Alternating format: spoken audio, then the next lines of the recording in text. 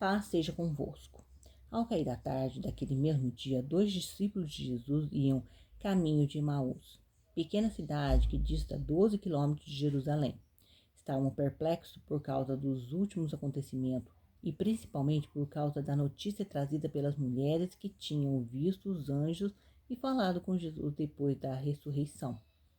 Voltaram para casa a fim de meditar e orar sobre isto, na esperança de obter alguma luz sobre este negócio que lhes parecia tão obscuro. Em certa altura, reunir-se-lhes, vindo de trás, uma pessoa estranha. Iam, porém, tão absortos em suas conversas que não a perceberam.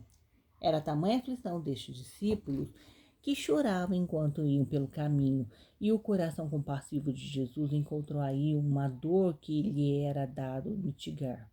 Disfarçado em estrangeiro, Jesus travou conversação com eles, mas os olhos dos dois estavam como fechados para o não conhecerem.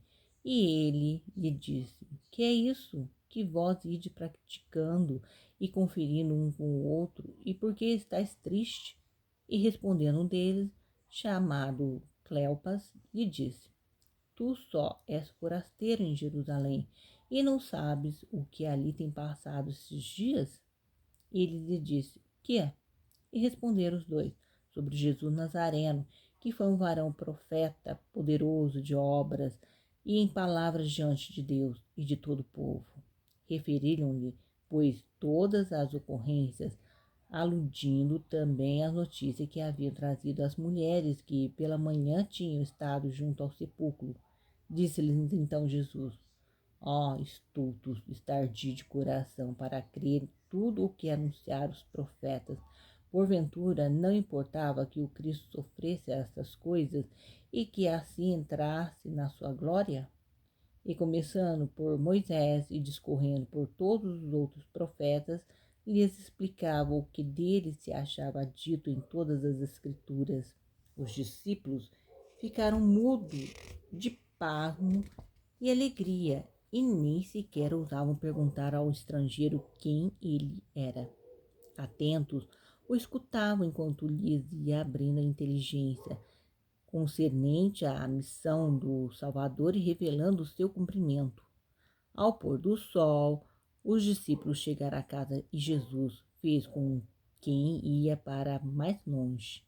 Eles, porém, não podiam consentir em separar-se do companheiro que lhe havia suscitado no coração tanta alegria e esperança, pelo que lhe disseram: Fique em nossa companhia, porque já é tarde e está o dia na sua declinação. E ele entrou com os dois.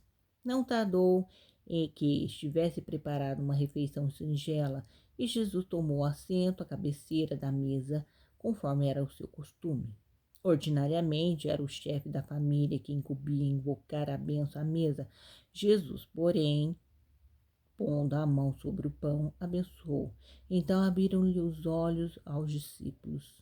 O modo de proferir a bênção, a entonação muito conhecida de sua voz, as feridas nas suas mãos, tudo revelava nele o mestre querido.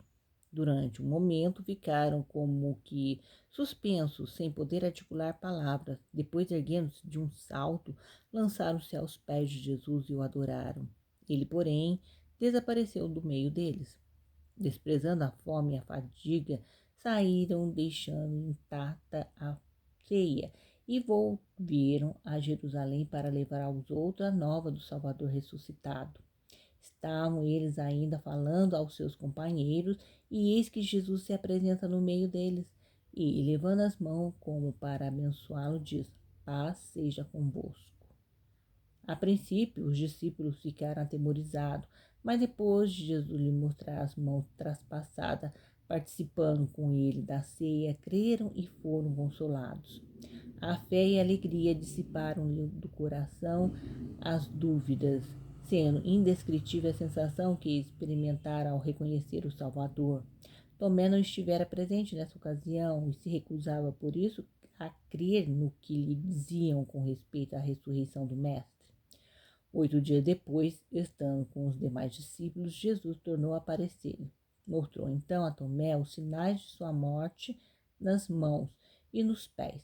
Depressa formou-se-lhe no espírito a convicção e ele exclamou: Senhor meu e Deus meu!